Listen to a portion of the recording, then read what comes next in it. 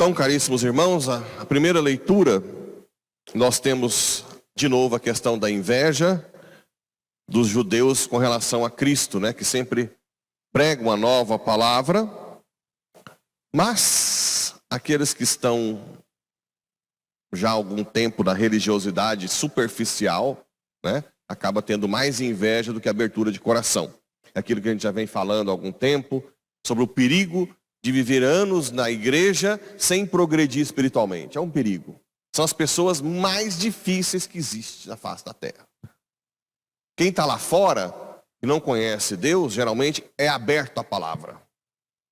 Quando está sofrendo. Aquelas pessoas que estão amassando barra em igreja há muitos anos e não converte, é terrível. Parece que vai se virando um concreto. Vai se solidificando. Porque tudo vira rotina da igreja. Então, tomar cuidado com isso. No Evangelho, essa parte do Evangelho de João é a mais explícita em que Jesus se revela como Deus. E que a Trindade são 3 pessoas. Ou pelo menos mais de uma pessoa. Ele não fala tanto do Espírito Santo aqui. Nós, com a nossa capacidade humana racional, não somos capazes, sozinhos, de deduzir que Deus são 3 pessoas. Não tem jeito. Ou seja, os judeus não pensavam que Deus era 3 pessoas. Quando eles falavam em Messias, eles imaginavam o Messias como alguém ungido por Deus. Como eram todos os profetas. Mas eles não tinham capacidade. A nossa inteligência não chega a tanto, como dizia São Tomás de Aquino. Claro que no Antigo Testamento nós temos 2 prelúdios, ou preparação para mostrar que a Trindade existe, que é a sabedoria. Só que quando você lê o livro da sabedoria, que é uma prefiguração de Cristo, né? Lá fala que foi criada. E Cristo não foi criado, ele foi gerado na eternidade. Então aqui, quando Jesus fala, aqui, se você me vê, você vê o Pai, Felipe. É muito claro que ele se coloca no mesmo nível do Pai. Em divindade. Quem vê o Pai, vê a mim. Quem vê a mim, vê o Pai. Acreditai, as palavras que eu vos digo, não as digo por mim mesmo, mas é o Pai que, permanecendo em mim, realiza as suas obras. Bem, essa é uma teofania muito forte, mostrando que Deus não é só uma pessoa. Deus é Pai desde sempre. Deus não tornou-se Pai. E pegando o gancho hoje, do 1º de maio, vamos meditar um ponto interessante. Esse Filho, que é Deus, que se encarnou, permaneceu 30 anos com a família de Nazaré. 30 anos. Isso quer dizer muita coisa. Por exemplo, a dignidade da família, né? O como é importante a família, a obediência aos pais, a ajuda, né? Ele aprendeu a ser carpinteiro com São José. Tanto é que nós citamos no texto, Mateus 3,11, se não me engano é 3,11, em que Jesus foi identificado, quando ele foi a primeira vez na sua terra, de Nazaré, ele cresceu como o filho do carpinteiro, não é? Como que esse filho do carpinteiro fala com tanta autoridade? Olha, como a dignidade, o trabalho marca até como foi chamado filho de Deus na terra. Isso, por que eu quero chegar nesse ponto? Para mostrar que o trabalho não foi consequência do pecado, como alguns pensam. Tem gente que acha que o trabalho foi um castigo. Quando você vai lá em Gênesis 2,15, diz que o homem deve habitar no paraíso para cultivá-lo e guardá-lo. Ora, já é o trabalho. Então, o trabalho, na verdade, é um dever do homem para aperfeiçoar a criação divina.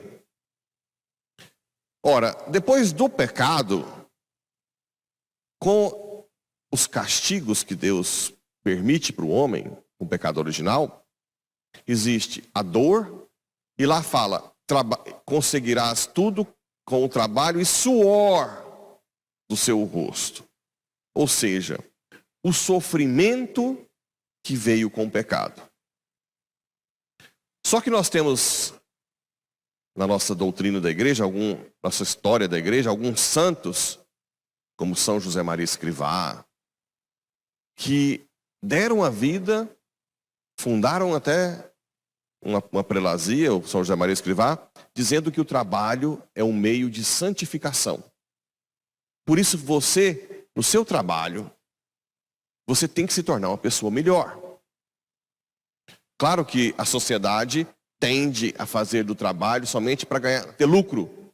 Fica o patrão de um lado querendo lucro a qualquer custo, explorando os funcionários, e os funcionários, por outro lado, querendo trabalhar o mínimo, ganhar o máximo, né? Sempre desviando um pouquinho, saindo mais cedo, não fazendo tão bem o trabalho. Isso não é meio de santificação desse jeito. O trabalho só é meio de santificação quando ambas as partes, patrão e empregado, reconhecem a dignidade do trabalho e, primeiro, buscam fazer o trabalho bem feito, por amor a Deus. Isso é importante. Depois, usa o trabalho para crescer em virtude. Como crescer em virtude? Paciência, em caridade. Ninguém trabalha sem estar inserido em um meio. Mesmo quem trabalha com redes sociais, sempre está relacionando com alguém. Por que não preocupar com o outro? Com seu colega de trabalho, o patrão com o funcionário, ver como está a sua vida, estender a mão quando precisa, dar uma palavra de consolo. Aqui entra a evangelização, a amizade no trabalho, que é a evangelização mais forte que existe. Não é a do padre, entende? A evangelização mais forte é aquela que vem do testemunho pessoal no trabalho, de amizade, de estender a mão. E quando você estende a mão para o outro, ele fica grato e se abre a você. Às vezes a pessoa tem um horror à religião, mas se você sempre fez caridade, quando você fala de Deus, ele está aberto, porque você foi uma pessoa que deu testemunho no trabalho. O outro aspecto do trabalho é que não importa o que você faça, se são grandes coisas ou pequenas coisas, mas como dizia Santa Teresinha de Menino Jesus, importa o amor que você coloca em cada trabalho. O amor que você coloca no trabalho faz do seu trabalho sobrenatural. Isso é um aspecto interessante. Santa Teresinha dizia que não importa se é pegar um papel no chão, importa a quantidade de amor que você coloca. Quando você coloca amor no que você faz, mesmo que seja um trabalho chato, cotidiano, mas não o seu amor, mas o amor que você pede, a virtude da caridade, você pede de Deus esse amor, aquele ato se torna sobrenatural. O que quer dizer sobrenatural? Você vive o céu na terra, mesmo com um trabalho cotidiano. O outro aspecto do trabalho, que vem com o batismo, quando nós somos batizados, nós participamos do sacerdócio comum de Cristo, é que o sofrimento, as fadigas do trabalho, têm poder redentor. Quando você está cansado, quando você está no dia a dia, às vezes sofrendo uma provação, ou colocando a sua paciência à prova, você pode oferecer todas as fadigas para Deus, em prol da sua salvação, da sua família, da sua paróquia, da cidade e do mundo inteiro. Eu não sei se vocês lembram, quando eu encontrei com a médica em São Paulo, na residência, eu reclamei da minha vida, que estava muito difícil, e ela disse: mudar acabar com seus problemas exteriores aqui, não podemos. Eles continuarão. Mas você pode dar um sentido ao sofrimento aqui no hospital. Qual sentido? Oferecer tudo a Deus para a sua conversão da sua família. Então o trabalho também tem um poder redentor. Então olha a grandeza. Por isso que hoje nós celebramos São José Operário. Porque aquele que, olha que frase bonita e forte, aquele que Deus escolheu para ser seu pai, forte, né? Aquele que Deus escolheu para ser seu pai, é conhecido pelo que fez no trabalho, como carpinteiro, como operário. E provavelmente ensinou Deus a trabalhar.